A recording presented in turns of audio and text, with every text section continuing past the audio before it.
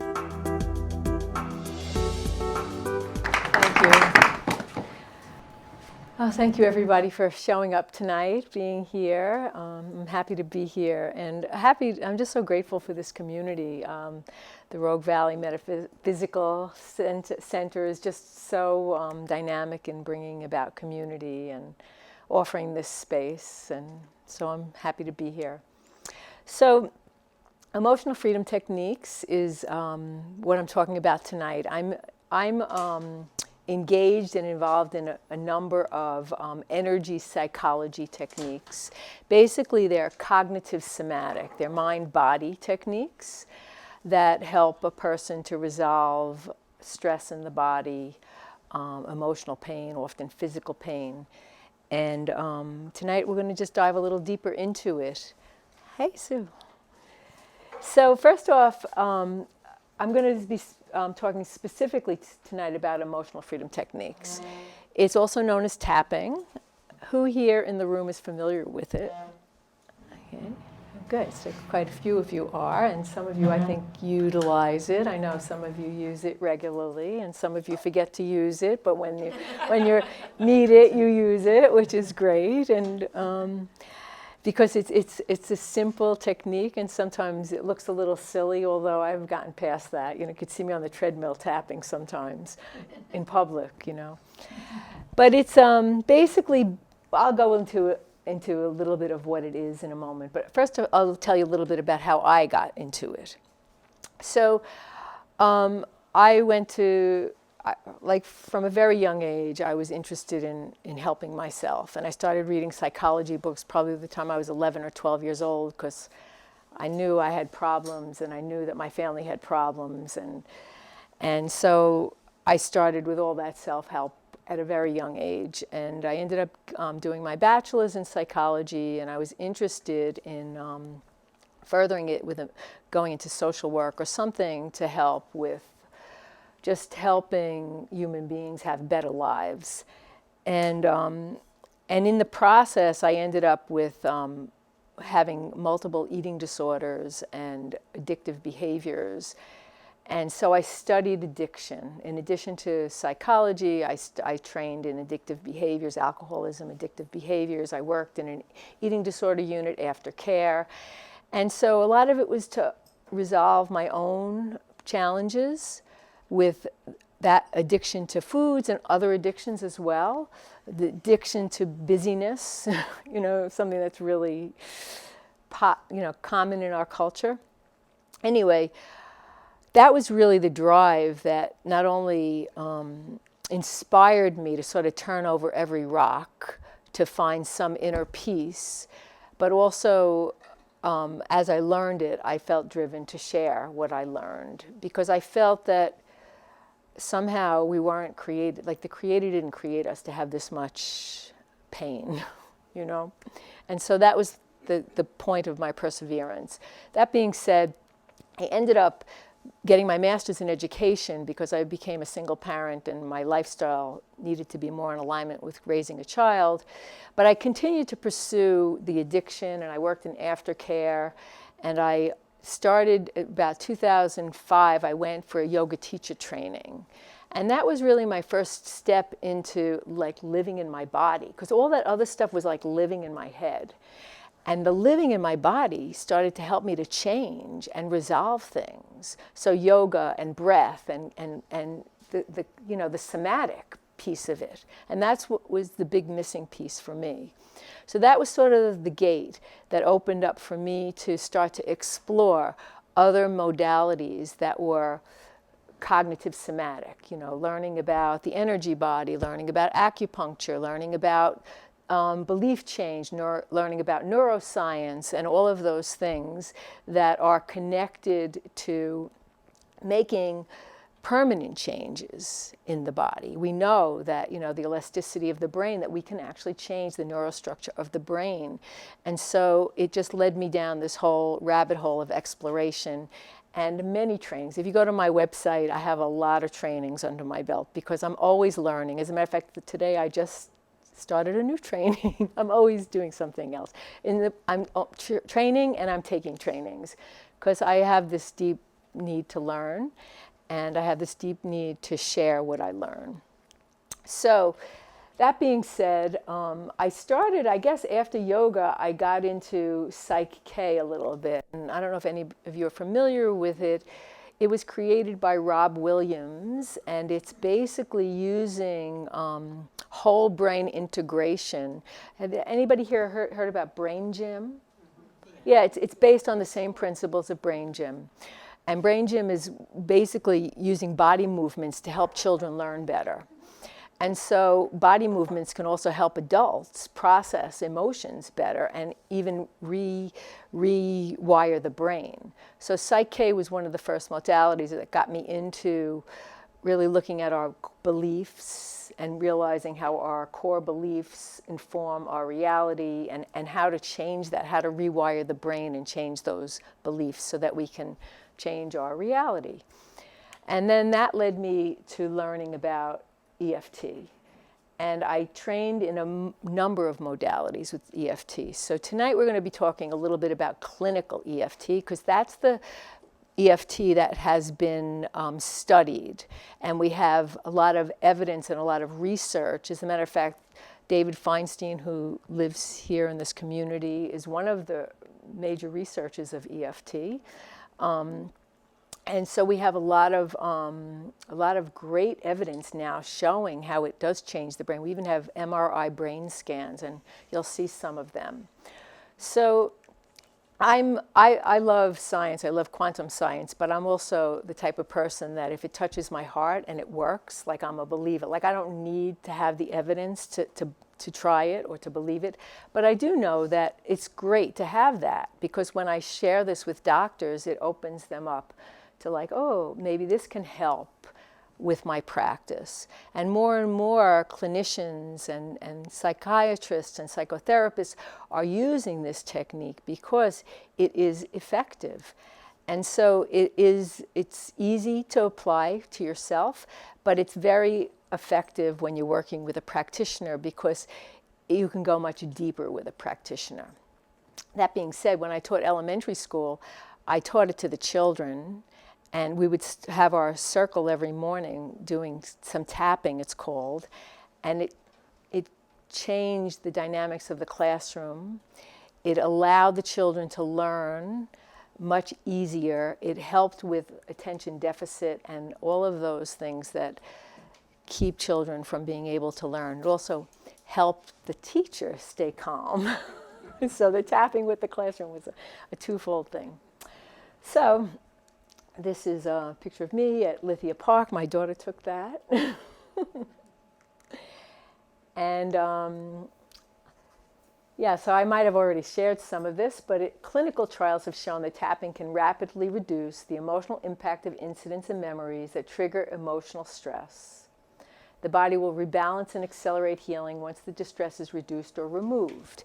So basically what this is it's releasing the stress in the body. It activates the parasympathetic response, the rest and digest. And when you're in a relaxation response, it creates more mindfulness. And when you're mindful, you can be intentional. When you're reactive and you're mindless, you're unintentional and you're reactive, right? I mean, we probably could all sit here and think about the things that we probably don't want to think about that we did when we were mindless, like yelling or overreacting, right? Because we're triggered. So practicing a technique like this is a way to calm down the body, calm down the brain, and allow you to be more in a mindful place, allow you to be more intentional, and also it will peel the onion. And sometimes if you're being triggered by a particular situation, often it's because it's touching a wound inside, but we're so busy in the trigger that we have no awareness of what's really being triggered. With a practice like this, you can be more mindful and intentional, and you can get to the core of what the real problem is much quicker than maybe talk therapy. Or I know I've worked with clients where they worked on something forever in therapy, and then in 1 or 2 sessions we get to it with tapping because they're more relaxed, they feel safe, And it's an environment where you can just bring up that stuff that has been driving you. So it works with health problems, weight problems, relationship. It works with a whole array of things. And I know that sort of sounds like, well, you know, what is this, a miracle thing? But a lot of these problems are symptoms, right? So the beauty of this practice is we get to the core, we get to the root cause. So rather than, so for instance, for me, that I work with a lot of people with food, weight, and body images, they know what to eat, they know what to do. I help them to get to why they're having resistance doing it, or maybe there's a reason why, you know, it doesn't feel safe to let go of excess weight because there's some unresolved trauma, or so there's more to it than just, you know, going to a nutritionist and following a food plan. It works for some, but not all. And it's the same thing with other things, you know, addictions, of course, are things, but even when we're experiencing depression or, you know, things that are common in our environment, there's usually energy imbalance going on in the body. And it turns into a chemical imbalance because if you're consistently producing excessive stress, it affects your hormones, affects the inflammation in your body, it affects your whole body's functioning. So this practice can be used alone. It can also be used in conjunction. Like I've trained hypnotherapists because it's helped them to get their clients into a trance mode easier. People that want to have a mindful practice or even meditation. I use it before I sit for meditation because it helps me to get into my body.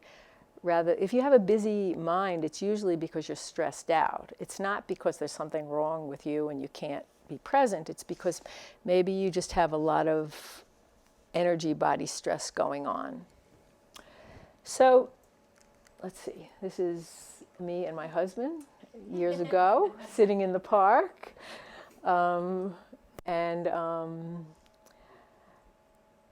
Again, it's a cognitive somatic technique that uses the self-stimulation of acupoints. And we will, at the end, have an experience, and I'll show you the points that get stimulated. Because with tapping, there's a set of points that are used. It's sort of called like a basic recipe. And you don't even have to understand, you know, what organ that point is related to, or because if you just, it's been shown that if you just do the whole recipe while you're using the other aspects of it, it will start to release the stress and bring more awareness of what's triggering you, what's going on for you. It combines cognitive exposure therapy with light pressure on the acupoints. So exposure therapy is where you recall the threatening incident. It's been shown to be really effective with post-traumatic stress disorder. I've had one client, this was the only thing that worked for her. The reason that is because when somebody has experienced trauma, even here in this valley, right, where we had the Alameda fires, people, you know, the smoke would start to trigger all that stress, right? So the body remembers it. And the body feels unsafe.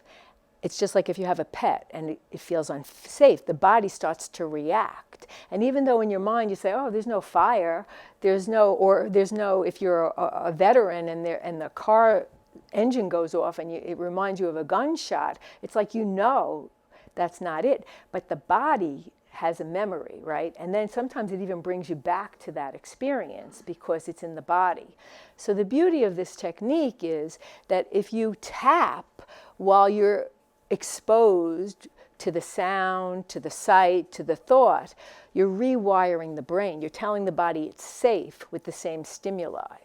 And it actually changes the body's somatic response to the same stimuli. And I've used it. I had a car accident years ago, and I used to have a lot of anxiety driving.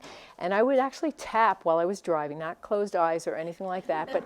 But I just kept telling my body, you're telling your body it's safe, the way you would if your pet was nervous, right? You're just telling it it's safe. And that will rewire the brain, and the body will understand that it's safe. Let's see. So basically it's based on acupuncture, the meridian system, and what it does is it releases the blockages in the flow of energy. That's the whole thing. When there's so we have energy systems in our body based on Chinese medicine, based on, now we even have technology that we can actually see films of that. And so when the energy streams are not flowing, it creates a stress response. And often the energy streams stop flowing because of some kind of emotional trauma, physical trauma. And we typically, in our culture, if we go through something like that, we've been sort of, we stuff it down, right? If you see animals in the wild, if they've been traumatized, they typically get up and they vibrate their whole body. They shake it off. If we're traumatized, that's the best thing to do. Shake it off. Shaking your body is the best thing to release trauma. But we're taught to, eat a cookie, or, you're crying, you fall down, which is well-meaning, but it's not telling us to release that in the body, right? And years of that, and sometimes we're brought up in systems where that's the only thing we can do. And in my case, I was 160 pounds by the time I was 12 because I was living in a traumatic environment, and that was the only way I could operate in that environment, was to self-medicate. And it sort of saved me, although it turned into eating disorders, and I had to reconcile all of that. But often if you're using some kind of addictive behavior to self-medicate, it's because you're trying to help yourself. It's not that there's something wrong with you, it's just that the system is not supportive, and so you're trying to feel better. So, as with acupuncture, tapping is done on specific points on the body. Now, I know there are other techniques. There's emotion code. There are other techniques that they use specific points for specific emotions. Tapping is much easier than that. Use the basic recipe. You can be very flexible with the tapping points. The objective is to start to release the stress in the body, to calm down the brain, to become more intentional and more mindful. So for today, though, I'm going to talk a little bit about the science behind it. So a number of professionals have been using EFT, psychotherapists, teachers, physicians, athletic trainers, nurses, life coaches. I used it in the classroom for a couple of years. I taught in New York, and then I taught in Crestone, Colorado. And in Colorado, I had a lot more freedom because I worked in a charter school, and they really let me do anything.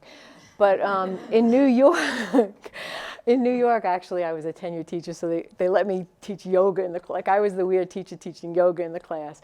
But my kids, their test scores were high, so then they started bringing me in the gym to do all these weird things with the kids, like, brain gym, and because the proof was in the, how the kids were performing, they were more relaxed. That being said, as I shared, for a couple of years, I used it in a charter school, and I taught it to all the grades and all the teachers. And that one particular year, it was amazing. The kids, first of all, they were more relaxed, so they were kinder to each other. They became a great family. They were children that, like, I had one child who came in on a second grade reading level. I was teaching 4th, 5th. She was on grade by the end because her reading anxiety was at bay.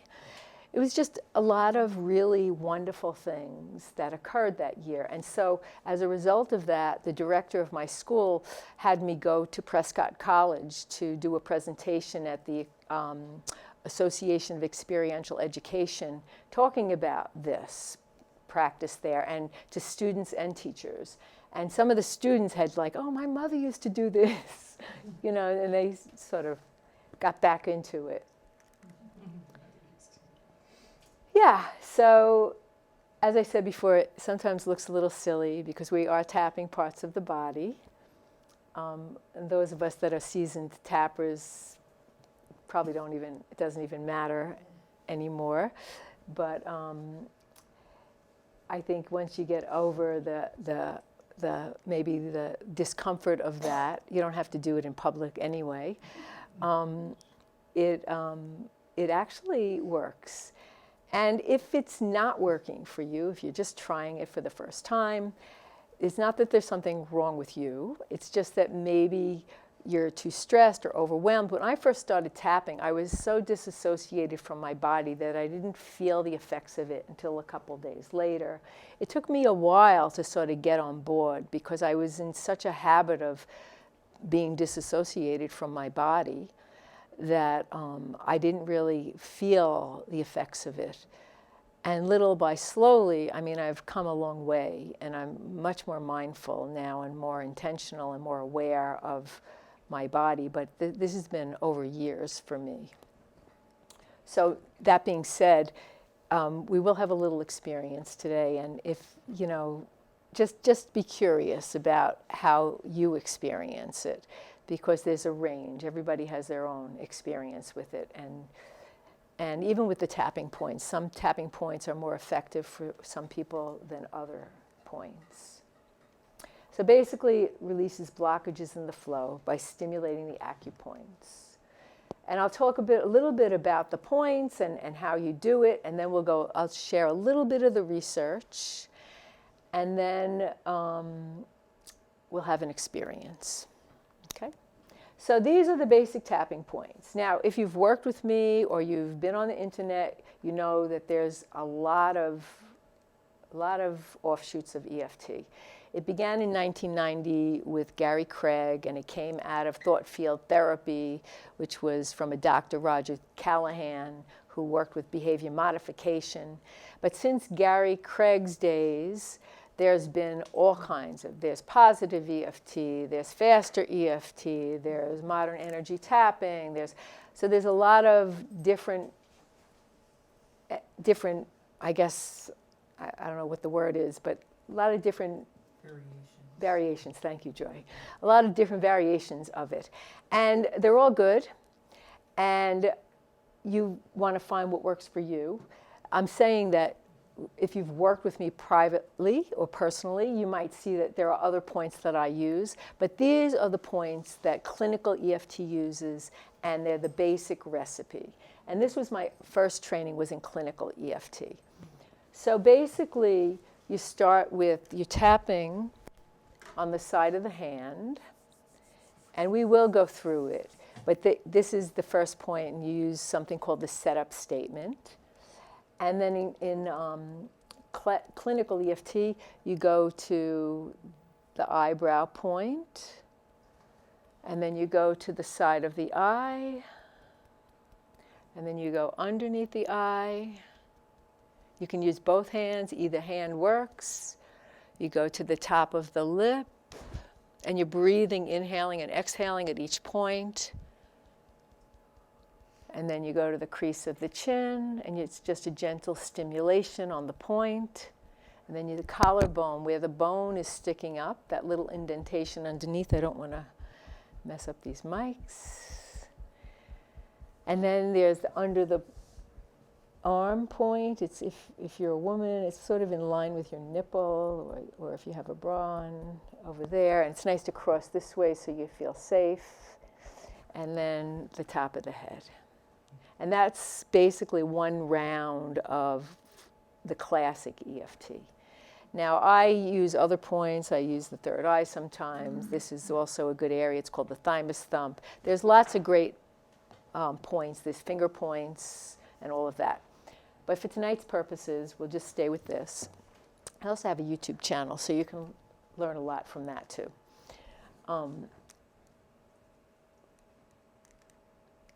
So how it works, again, we go through life and we get lots of blockages in the system. And when we de-stress, tap, movement is a great way. You know, some people my daughter likes to dance, and that's what moves her energy, right? Movement, jumping on a rebounder. The thing that's unique to emotional freedom techniques is we're working on specific emotional or physical issues. But just to activate the relaxation response, just general tapping is a great practice every day. So how do you tap? So as I shared before, we have something called the setup statement. You first identify the problem. And so you tap on the side of the hand and you identify the problem. So for instance, the problem could be I can't stop eating even though I'm not hungry. Or it could be I feel so much tension in my face right now. Or I'm so scared to drive after my car accident. So you identify the problem. And I know that there's talk about, we don't want to bring our attention to the problem, like positive thinking, and I'm all for that. But identifying the problem is just acknowledging that the problem is there and without stuffing it down and allowing it to move through us and releasing the emotional blockage around it, releasing the emotional or physical charge around it. So you do that, and how does this feel? So the more specific you can be. So for instance, I can't stop eating even though I'm not hungry. I would say, the next step I would say is, well, how does that make you feel? And if I'm working with somebody, they might say, well, I just feel so frustrated with myself. And then, or angry with myself, or disappointed with myself. So you try to go to how does it feel. If you can't, it's okay. You can just say, I can't stop eating. That's the identifying the problem. But you also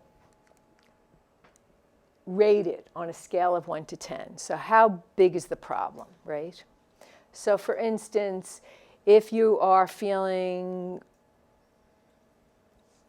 really angry about something, okay? On a scale of 0 to 10, maybe something happened with your friend or your boss and this situation made you feel angry and you're like a 10. So the statement would be, even though I'm feeling angry, and you rate it, a scale of 0 to 10, 10 being the most, and then you do what is called subjective units of distress. You rate it so that you know after the tapping if there's been any movement. And then the next part of it is, the setup is the side of the hand, and then we use a statement, an acceptance statement. So it goes like this. Even though I'm craving another slice of pizza, I completely accept myself anyway. Okay? So it's an acceptance. Even though I'm so frustrated with myself that I can't stop eating, I accept myself. Now, sometimes that can be challenging. So I like to say to my clients, well, I'd like to accept myself, or wouldn't it be nice if I could accept myself? Or even though I'm so angry and frustrated with myself that I can't stop eating, I'm trying to do something about it. Whatever it is that can be real for you, okay?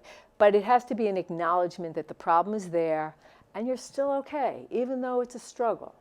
And sometimes just that alone takes the tension away from it, because we're so busy beating ourselves up over the problem that we're just exacerbating the problem, right?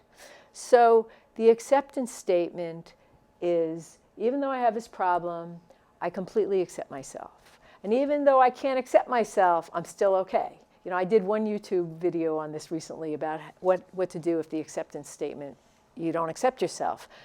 It's just being with it and breathing and allowing. And ultimately, I like to use the phrase, wouldn't it be nice if I could? Wouldn't it be nice if I could? Wouldn't it be nice if I could be kinder to myself? What a concept. Wouldn't it be nice if I could be more accepting of myself with this problem? And that in itself can start to release a lot of stress and tension.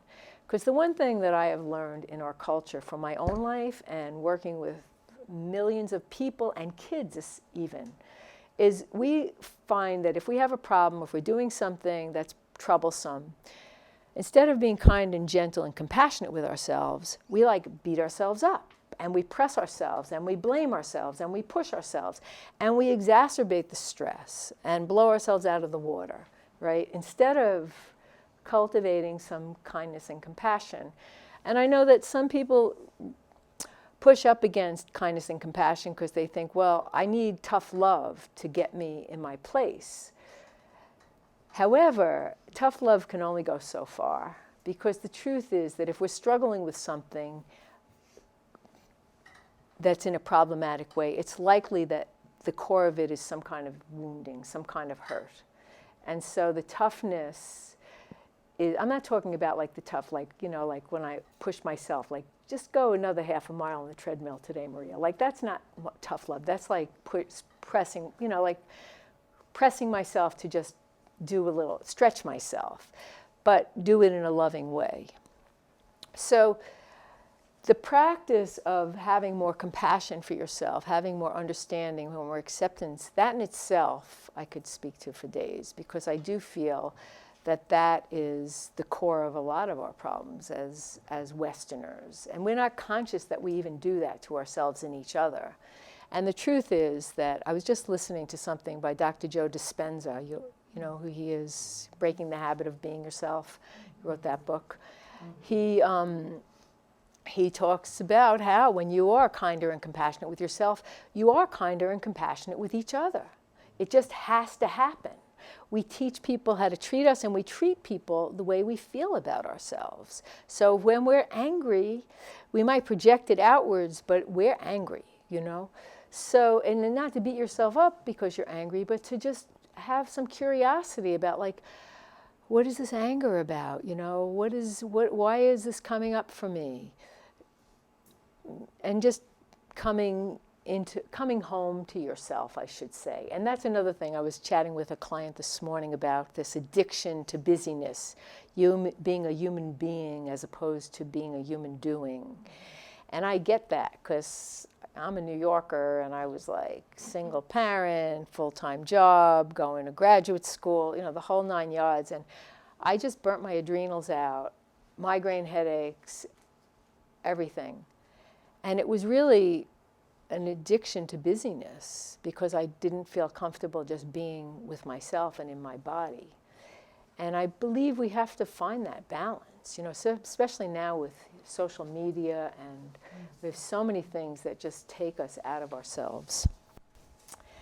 But let me get back to this. I'm going off on a little tangent here. So that's the setup statement. So now we have the reminder phrase. So the reason for the reminder phrase is not to emphasize the negative, but what happens is we want to bring our attention to the problem as we're tapping through the points, because often as we have our attention to the problem and the way the problem makes us feel, if you do that for a couple of rounds, it'll likely resolve the tension, or it might remind you of, like, oh, I remember when this started. Like if you're having a problem with your boss at work and it's like, oh yeah, well, this is the same dynamic I had with my father. It's like something there needs to be addressed, right? Again, if we're overreactive, there's an expression. If we're hysterical, it's likely that it's historical. And so if we're overreacting to something, so the tapping and the reminder phrase will sometimes just give us the awareness of, like, oh, this is reminding me of something. Or what typically happens with me when I'm working with somebody is like, well, this is just random that popped into my head. And I'm like, well, tell me, because it's not random. If it's popping up now, it's connected somehow. Maybe not directly connected, but because we're energetic beings, sometimes working on this will clear up this, because our energy system is all connected. So the reminder phrase would be, so you start with, even though I have this problem, I deeply and completely accept myself. And then you go through the points identifying the problem, this problem. And I would have you maybe close your eyes and tune into the feeling of it. And maybe you can think about a specific time that you had the problem. With tapping, the more specific you could be, the more effective the results are. So you go through this problem, this problem, this problem, and you go through the points. And then you go back to the SUD scale and you see if anything is shifted. Now, sometimes it gets bigger because we minimize the problem, right? Doesn't mean that we're making the problem bigger. It means that we have more awareness of the problem. But that's a good thing, because we want to get it out. We don't want to keep sitting like a beach ball in the water trying to sit it down. We want to get it out. It's like healing the wound from the bottom, right? So that's the reminder phrase. Then you re-rate it. which I just said, right? And then you go back again, and you repeat it until you get down to 1 or a 0. Oftentimes, it might remind you of something else.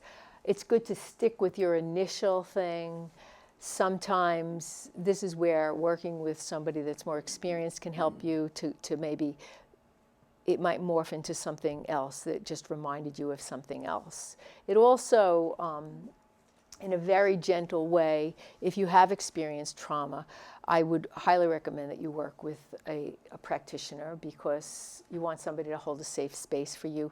You can do a lot of this on your own, but there's also, it's emotional freedom techniques. There are 40 techniques. This is the basic, okay, the self-help, self-application, but there are a lot of other techniques that can be applied to help you to get the resolution that you might be looking for. At the end of the day, what this wants to do is it wants to bring you to a sense of inner peace.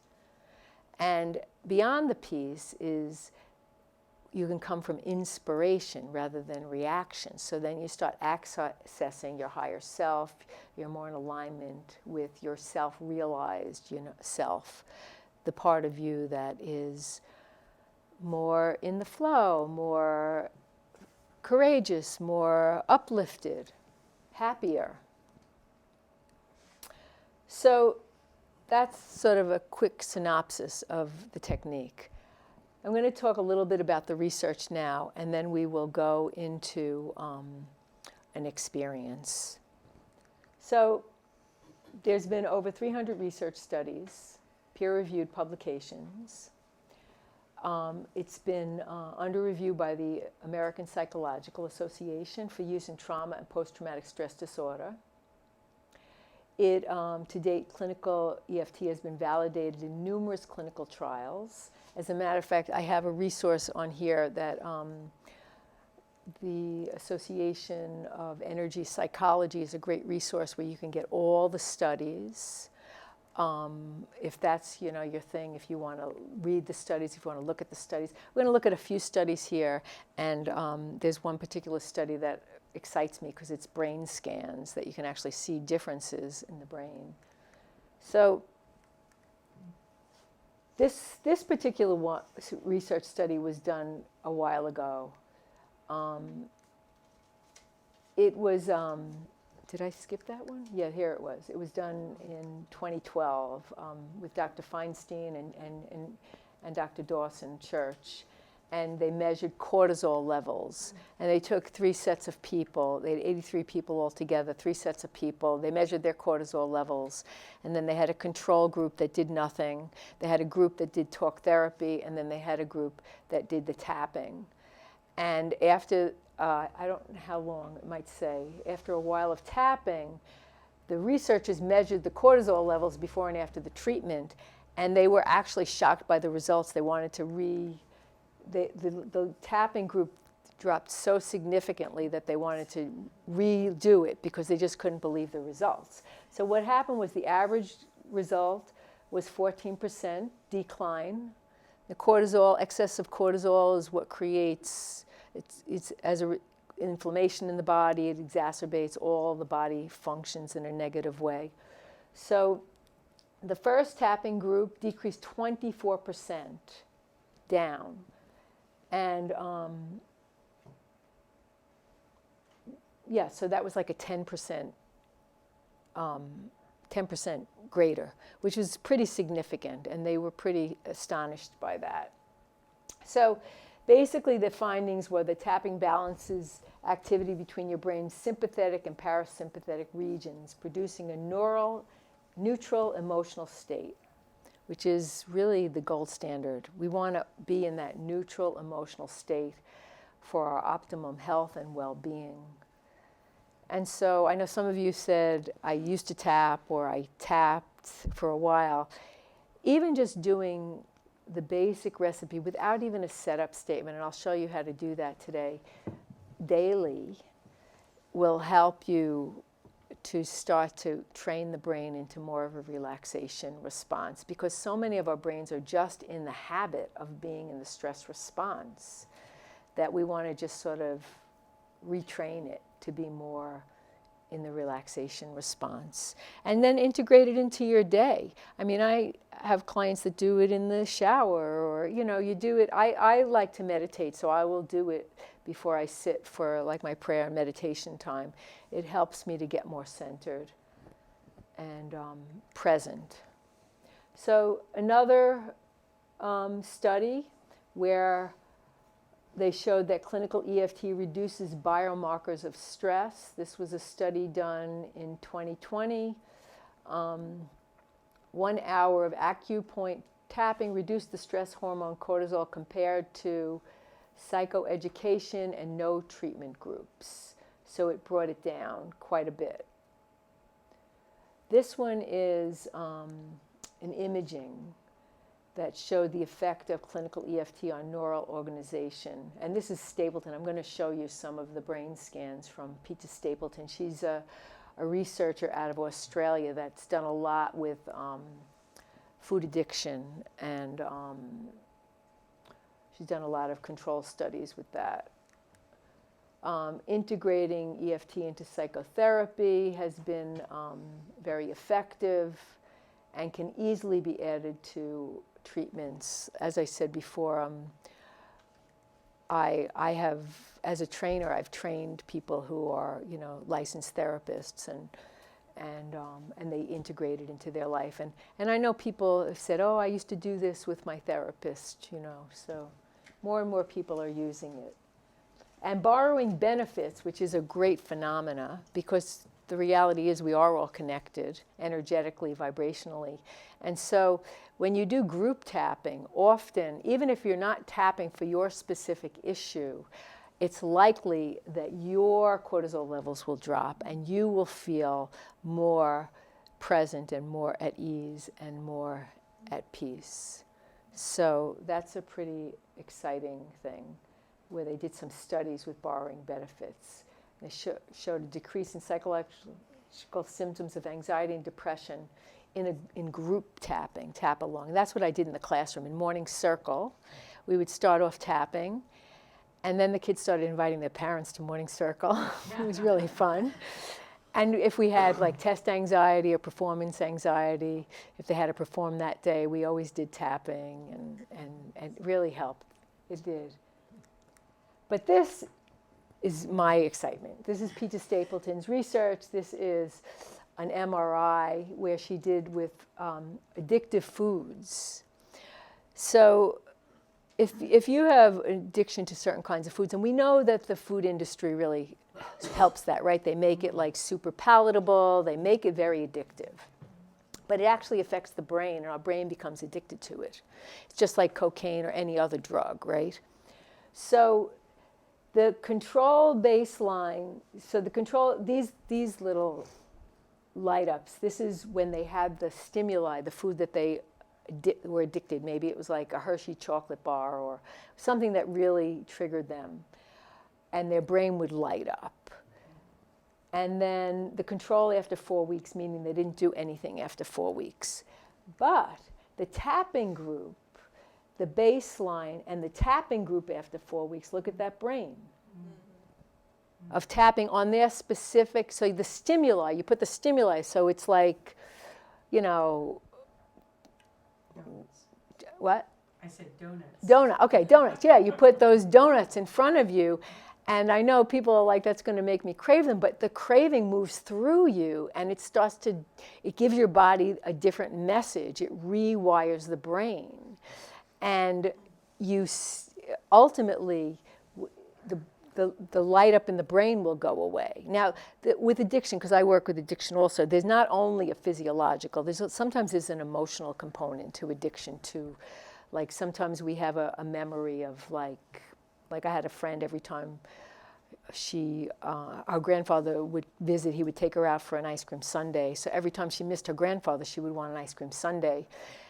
And of course, 10 ice cream sundaes was not going to make her feel better about missing her grandfather. She had to remember her grandfather, or think about memories, or maybe get on the phone or look at old pictures, or, you know, fill herself, like what was she really craving? She was really craving that memory. However, the physiology is very exciting.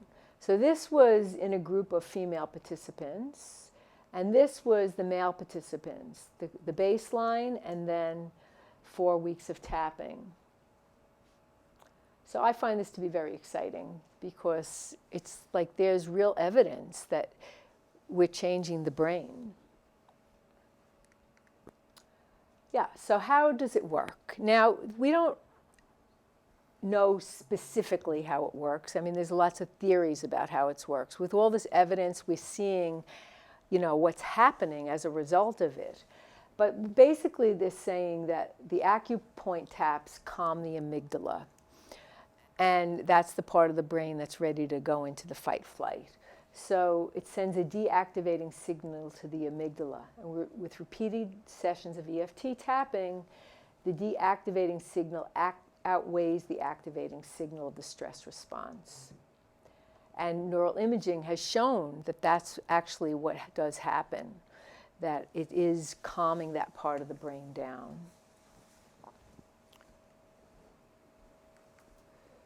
Another thought is that it speeds up on memory reconciliation. And this brings us back to mindfulness, right? Because when we're in that stress response, we're more activated. And when we bring the stimuli that's activating it, it sort of reconciles it's what I shared before about the stimuli that the body's memory is activated, but you are actually giving a different message to the body in the moment, or to the brain also. And so the distressing mental image will be met with a calming. Like, for instance, people that are afraid of needles. I recently worked with someone who's having a lot of tests. And so you think about the needle actually coming into your body, and it's not to distress you, but it's like if you're tapping at the same time, you're changing the response to it.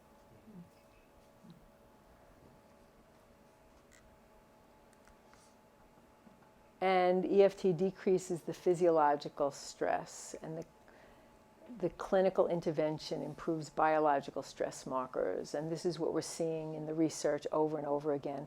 And again, if you want to go into these studies deeper, I have a link here that you can actually either take it down, or you can screenshot and go to the Association of Energy Psychology to get more. Or if you just go into Google EFT research, you'll come up with a lot of things. I also have a film called The Science of Tapping, which talks about a lot of these studies as well. This is the resource I was telling you about, the Association of Comprehensive Energy Psychology. It's a fantastic resource, and that's the website. So if you're interested in learning more about the research, a deeper dive into it. So before we go to that, I'm going to have us maybe have a little experience with that. Are we okay with that? Yeah. So first of all, do what feels comfortable. You can just sit and listen if you like. Take responsibility for yourself and well-being. This is nothing too out there. But I'm going to just invite you to follow along and just notice how it feels.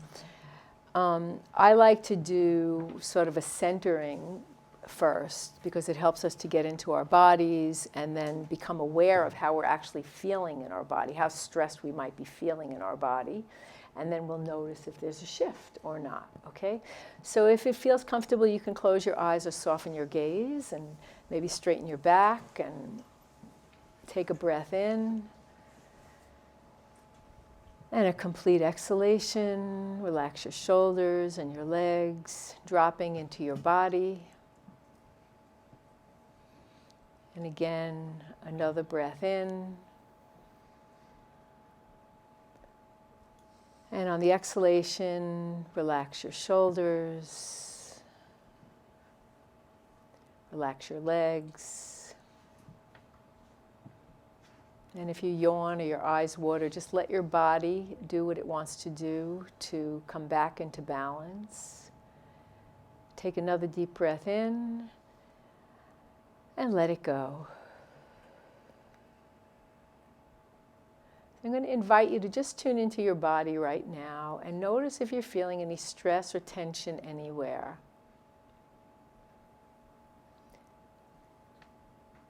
We're just going to do a general tapping to release the stress, and then I'll show you how we can do it with the clinical setup. But first, tune into your body and notice if there's stress. And then take a deep breath in and let it go.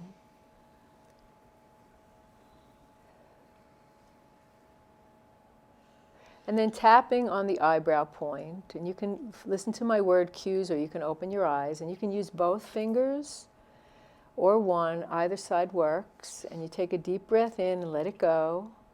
And just notice the sensation of your fingertips touching your skin.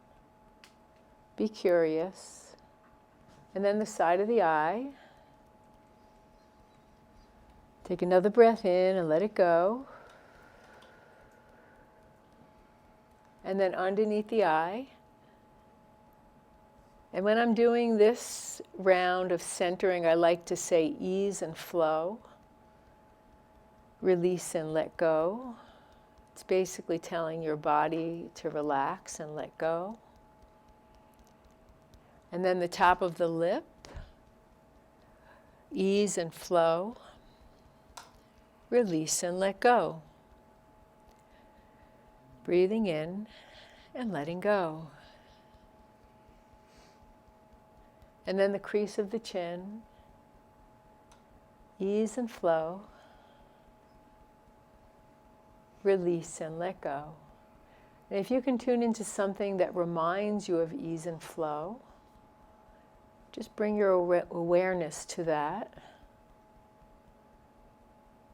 And then the collarbone, ease and flow, release and let go. Underneath the arm, and you can do both sides or one side. Ease and flow, release and let go. And then the top of the head, breathing in and letting go. Good. Yawning is good. It's actually releasing stress out of your system. It's bringing more oxygen and more energy flow. Good. And then release your hand. You can wiggle your body a little bit. And then tune into your body and just notice if anything is different.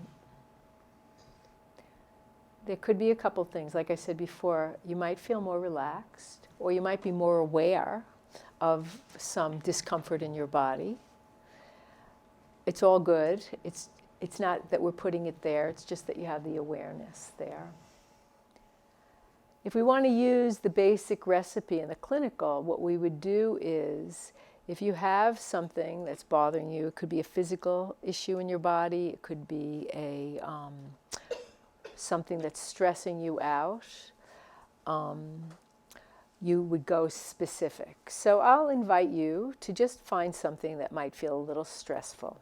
Okay, you don't have to share it out loud at all. I'm just going to say, even though I have this stressful thing in my life, and you can tune into it, don't go for anything big, no T traumas here, or just something that's a little stressful, that's been maybe niggling or bothering. Maybe you have a pain in your knee and it feels stressful, or a pain in your home, pain in your neck. Who's the pain in your neck? Yeah, so just tune into something that feels a little stressful, and I will just guide you in a setup statement, and you just tune into what it is that's stressing you, and I'll invite you to say the words if that feels comfortable. Even though I have this stressful thing in my life, this stressful problem in my life, if you can say it, even though I have this stressful situation in my life, I deeply and completely accept myself. Even though I have this stressful situation in my life,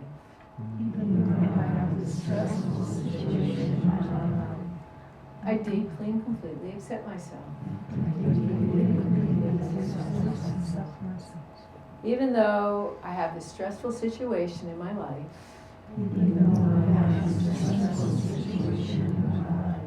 I deeply and completely accept myself. So see if you could just tune into, on a scale of 0 to 10, how stressful it is. It might have already gone down a little bit, but just see how stressful does this feel. Just take a general note of that. Okay, now we'll go through the tapping round. So I want you to just tune into the stressful situation. When you think about it, maybe it's a person, a situation, an experience. Notice how it feels in your body.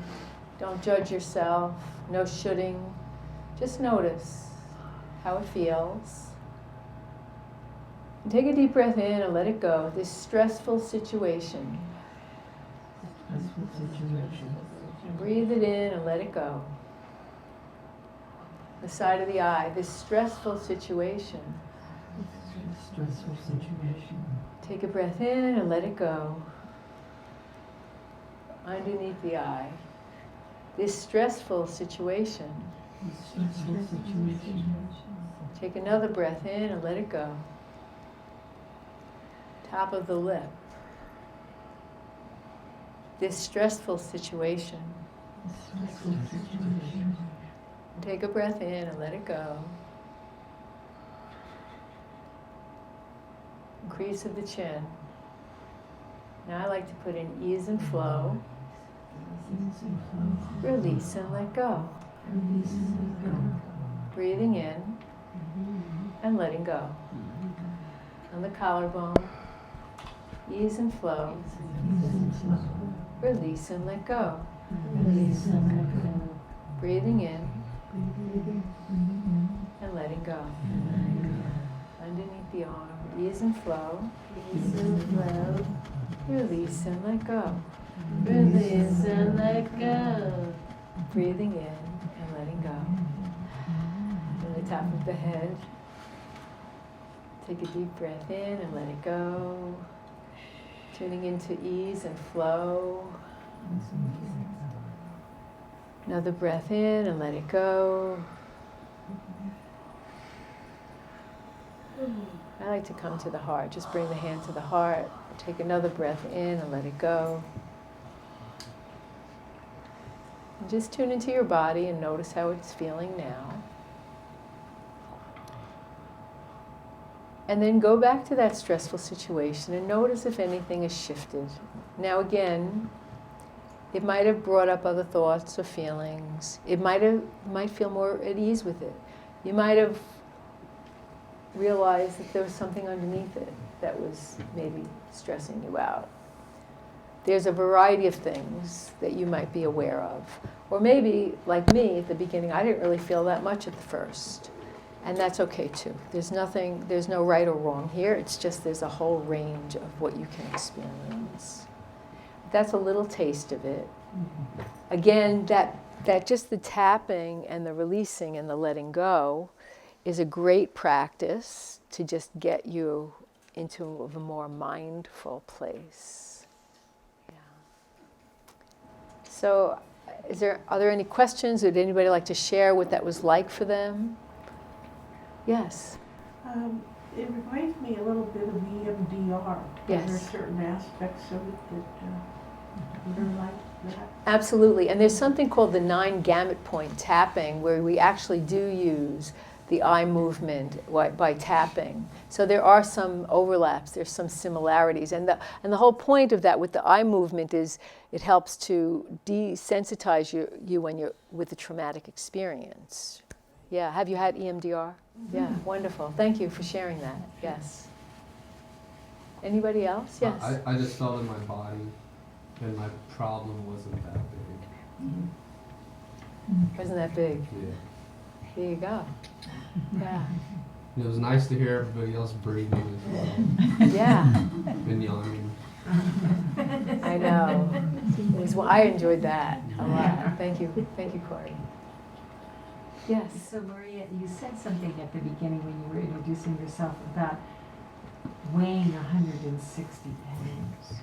I mean, it's kind of jaw-dropping to me to even imagine 160 pounds on this On a frame. 12-year-old, I know. On a 12-year-old. My grandchildren are shocked when I tell them that too. Yeah. And so, I mean, it's kind of miraculous actually to be present to you with your body remembering its perfect form versus that. And what did that take as a 12-year-old? I mean, or you utilizing what you were discovering was going to kind of address it. Yeah, well, at 12 I had no idea that it was a way to self-medicate and to help me. I started probably 11 or 12, I realized, because, you know, I was shamed and that whole becoming very, you know, how other kids are, and a lot of self-consciousness around my body. But I started dieting, 11, 12, I started dieting, and that started like good food, bad food, illegal food, and illegal food. You know, it's like Weight Watchers, if you ever did that, it's like you're breaking the law if you're eating chocolate cake, you know? It's like, definitely feeds eating disorder. So that's what ended up happening, is that in my teenage years, I just became an obsessive dieter and thought that my solution in happiness was being thin. But I realized in my late teens that it was more than that. It was an obsessive problem, and that started my journey into mind-body, looking at spiritual solutions, looking at integrating psychology with spirituality, and learning how to resolve that issue, because it did morph into multiple eating disorders. I became anorexic, I became bulimic. So it was a journey. And I've been in a healthy body now for a number of years. That's why it's like my grandchildren, even my daughter, I think after the birth of my daughter, I just like, I'm not doing this anymore. Like, I did it more for her than for me. Because even though I wasn't like that, it was still teetering in like the diet mentality. And we're so immersed in it now, it's pretty problematic with the drugs now. And yeah, but for me, the journey was trying to come home to myself and find peace and learn to trust myself and my body. And honestly, you know, a lot of the work I do, so the purpose has come out of my pain.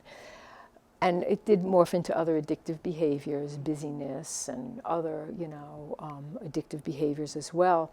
But really, it was, in answer to your question, the journey of coming home and resolving a lot of the trauma and healing that and letting it go and really letting my past and coming to terms with all of that and living in the present and then changing the neurostructure of the brain. I have to say that the work it's an organic change, you know. Yeah. Thank you for asking. Yes.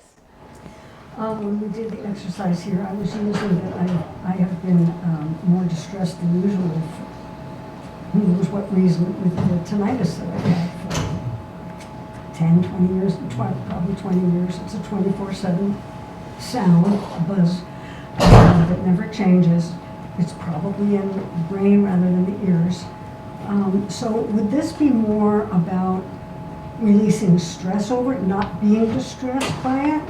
Because some people say, oh, I have that, it just doesn't bother me, I don't think about it. Yeah. But would it have anything physiologically to do with reducing it or eliminating it? Yeah, so I'm not a doctor, and I know that there are physiological reasons for a lot of maladies, but I also know that there are doctors that use this, and I've used this with issues like, you know, ringing in the ear, and there's definitely stress exacerbates it. If it doesn't cause it in the first place, it exacerbates it, which means that it's likely that you can find some relief using tapping, and then maybe get to the core of why it's happening in the first place, you know. So I don't know if that answered your question, but I know that there are people that have had really good results with all kinds of bodily problems. I mean, I had knee pain, severe knee pain, to the point where I couldn't walk, and I went to orthopedists, and it was energy. It was energy. I still have crooked hips, but it was fear. It was fear in my knee. Right knee is like stepping into your life. Similarly, I would say to energy. So it's the same idea. and also because there usually is an emotional component to things, you know. And so it's worth exploring. It's worth playing with. It's been very effective for many people with pain. You know, I've worked with people that had car accidents and they've had like, you know, rods in their bodies, but the pain was exacerbated because there was still some emotional charge about the situation. And that was with me too. I mean, I broke my jaw in that car accident, and I don't have pain from it, but the anxiety around the accident was creating all kinds of physical symptoms, and that's gone away. Yeah. Mind and body. It's our beliefs are so powerful, so powerful. I mean, there's been evidence in showing that, I think Dr. Wayne Dyer had some of this in one of his books, where people that are, I think that he cited where somebody who had multiple personality, they may have been diabetic in one personality and not diabetic in another. Yeah, you have to look that up, because I remember hearing that in one of his books. Yeah, and it's powerful, right? Our beliefs are so powerful, and that's really the core of Dr. Joe Dispenza's work, right? That he healed himself from like his vertebrae, right? He had a terrible accident, and it was a mind thing. It was like visualization and mind thing. Our minds are far more powerful than we realize, and our beliefs are very powerful. But a lot of us are not conscious of the beliefs that we're carrying from one generation to the next, right? We have these unconscious beliefs that we keep replaying. And it's not about beating yourself up if circumstances are showing up in your life, but it's like being curious about, oh, this is interesting. Why is this showing up? We have beliefs about getting older. We have beliefs about, you know, I mean, women and men, you know, and a lot of them are not really based in reality. I like that story, and I recently said it, I think I said it at your house the other night, Joy, where there was this situation where this young girl was asking her mother, she was cooking a ham, which I guess people don't even cook a ham anymore, but she was cooking a ham, and she cut off the sides of the ham and she put it in the oven to cook it. And she was like, well, why are you cutting off the sides of the ham? And she said, well, I don't know, my mother always did it. And then her mother did it because her grandmother did it. And her grandmother did it because she didn't have a big enough pan. So, and here we are, like, cutting off the sides of the ham, and we're not questioning why we're doing it anymore, right? And it's funny, but it's like, so I look at, like, where am I in my life? Am I unconsciously repeating patterns that, you know, so we get the chance to question those things. And then we get the chance to say, well, I don't want to believe that anymore. Like, what can I believe? You know, and the sky's the limit. And repetition and tapping and Psyche is a great, that we can rewire the brain. Neurology, epigenetics is a real thing. Bruce Lipton's done a lot of work around that. Our thoughts create the emotional environment that we do not have to play out with our ancestors' illnesses, aging. I mean, both my parents died. I mean, when I first went to look at Social Security, the guy said to my husband and I, like, when do you expect to die? When did your parents die? I'm like, well, I should have been dead 10 years ago. Like, my father was 55 and my mother was 62. You know, it's like, not that I'm like, look at me, but I have a different lifestyle than they had.